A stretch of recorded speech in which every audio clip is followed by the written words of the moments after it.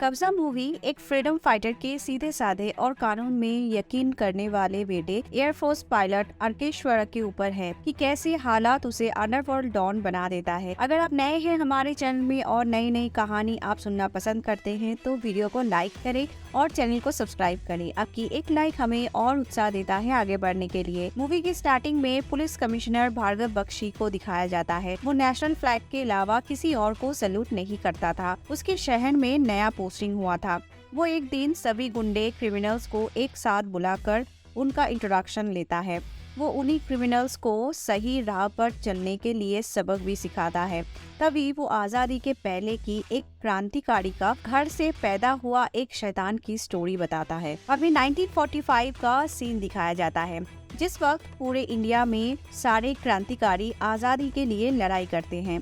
और तभी 1947 में एक फ्रीडम फाइटर को तिरंगा लहराने के जुर्म में ब्रिटिश ऑफिसर उसे बड़ी बेरहमी से हत्या कर देता है। इसी परिस्थितियों में उसकी पत्नी दोनों बेटे को लेकर दूसरे शहर चली जाती है और उसी दौरान उनके एक बेटे माफिया के साथ फंस जाता है। वही आगे जाकर दुनिया के अंडरवर्ल्ड डॉन बन जाता है और यहाँ से स्टोरी 1942 से 1986 तक चली आती है। मूवी की थीम बेसिकली पैसा, पावर और एक माँ के ऊपर बेस्ड है। आगे बड़े होकर उनके दोनों बेटे रिस्पॉन्सिबल हो चुके थे। उनके दोनों बेटे का नाम अर्केश्वरा और संकेश्वरा होता है। उनका छोटा बेटा अर्केश्वरा जो मूवी के लीड रोल में है, वो आगे जाकर एयरफोर्स पायलट की ट्रेनिंग कर रहा था और इधर बड़ा बेटा पढ़ाई छोड़कर अपनी माँ के साथ रहता था और अपनी माँ के काम में हाथ बटाता था। पर वो लोग जिस शहर में रहते थे वहाँ पर अंडरवर्ल्ड डॉन खालिद का खौफ था।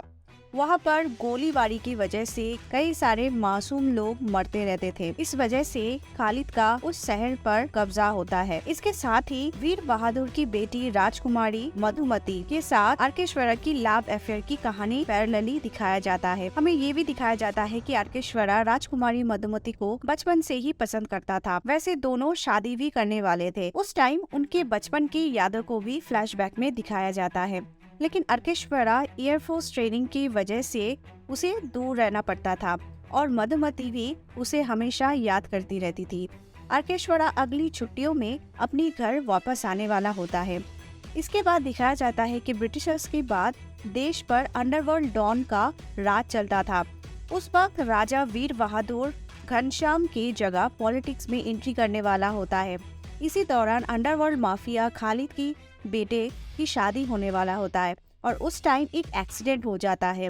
बारात लेकर जाते वक्त गलती से माफिया के बेटे की गन से एक गोली एक बुरी औरत को लग जाती है और उसी जगह पर ऑन द स्पॉट उस बुरी औरत की मौत हो जाती है। वो माफिया लोग उसके पति को भी मारने वाले होते हैं, लेकिन तभी वहाँ पर अर्केश्वरा का बड़ा भाई संकेश्वरा आ जाता है, जो उस माफिया का सभी लोगों को बहुत बेरहमी से मार डालता है और वहाँ खड़े उस बुरी औरत की पति को भी बचा लेता है। लेकिन इसी दौरान संकेश्वरा माफिया के बेटे को भी जान से मार देता है और जब इस बारे में उस माफिया डॉन को पता चलता है कि उसके बेटे को मार दिया गया है तो वो गुस्से से आग बबूला हो उठता है। वहीं दूसरी तरफ संकेश्वरा को उस माफिया के बेटे की खून की वजह से शहर छोड़ने के लिए कहा जाता है, क्योंकि अब वो माफिया डॉन उसे मारने वाला था। फिर भी संकेश्वरा ये जानकर भी नहीं डरता है। अर्केश्वरा की कहने पर संकेश्वरा अपने आप को पुलिस के हवाले सरेंडर कर देता है। इसके बाद अगले ही दिन एक बोरी के अंदर एक लाश को रखते हुए उस माफिया डॉन के आदमी शहर में घूमते हैं। दरअसल उस बोरी के अंदर संकेश्वरा की लाश होता है, तो माफिया डॉन उसकी डेड बॉडी के टुकड़े टुकड़े कर दिया था। और जब इसके बारे में अर्केश्वरा को पता चलता है कि उसके भाई को किसी माफिया ने जेल के अंदर ही मार दिया है, तो हमेशा चुप रहने वाला अर्केश्वरा उस वक्त गुस्से में आग बबूला हो जाता है। इसके बारे में छानबीन करने के लिए अर्केश्वरा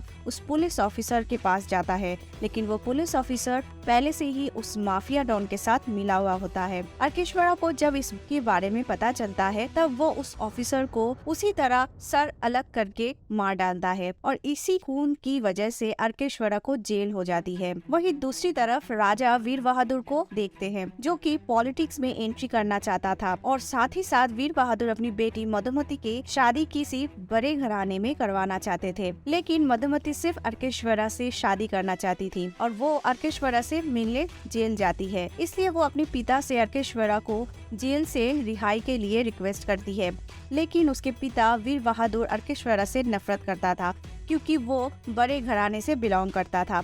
इसलिए वो उनकी बेटी की शादी अर्केश्वरा से नहीं करवाना चाहता था। वही माफिया डॉन को इस बारे में पता लग जाता है कि अर्केश्वरा ने उन्हीं के इलाके की किसी एक पुलिस वाले का मर्डर कर दिया है। तो ये पता चलने के बाद वो अर्केश्वरा को भी मारने के लिए अपने एक खास आदमी बली को जेल भेजता है, लेकिन अर्केश्वरा उसे ही मारकर उस माफिया डॉन के पास भेज देता है। जेल से बाहर आते ही धीरे धीरे अर्केश्वरा घनश्याम से मिलकर अपनी खुद की एक गैंग बना लेता है। वो जेल के अंदर कई लोगों से दोस्ती करके एक बड़ा साम्राज्य बनाने के लिए अपनी खुद की गैंग बना लिया था और माफिया और उसके लोगों से सामना करने के लिए वो अब पूरी तरह से तैयार हो गया था। इसी दौरान इन्हीं दोनों के बीच कई बार लड़ाई भी होती है। अंडरवर्ल्ड की दुनिया में अर्केश्वरा का नाम पूरे देश और दुनिया में छा जाता है। अर्केश्वरा कई बार उस अंडरवर्ल्ड माफिया डॉन के लोगों को मारता है, लेकिन तब भी वो अपनी भाई के हत्यारे उस माफिया डॉन को कहीं मार नहीं पाता है।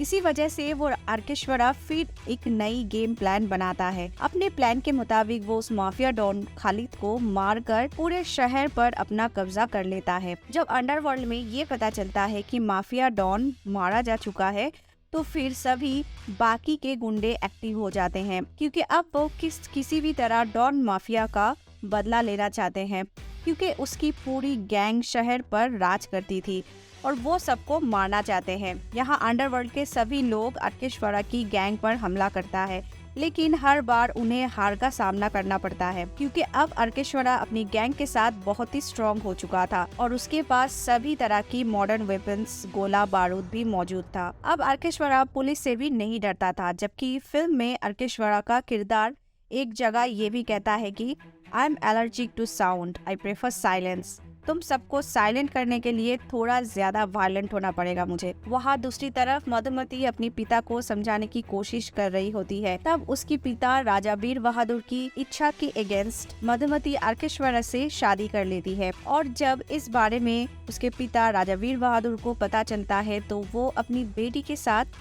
सारे रिश्ते तोड़ देते हैं। अर्केश्वरा एक एक करके पूरे इंडिया में हर माफिया को मार के अपना कब्जा जमा लेता है और एक बार एक नया डीएसपी विक्रम जो अर्केश्वरा को पकड़ने के लिए आता है, तो वो उस बीच अर्केश्वरा के हाथ ही मारा जाता है और ऐसे करते हुए अर्केश्वरा अंडरवर्ल्ड में फिर से अपना राज कायम कर लेता है। वही अर्केश्वरा अपनी शादी के एनिवर्सरी के लिए दुनिया भर के सभी बड़े बड़े लोगों को इनवाइट करता है। तभी मधुमती को अपनी पिता की याद आने लगती है।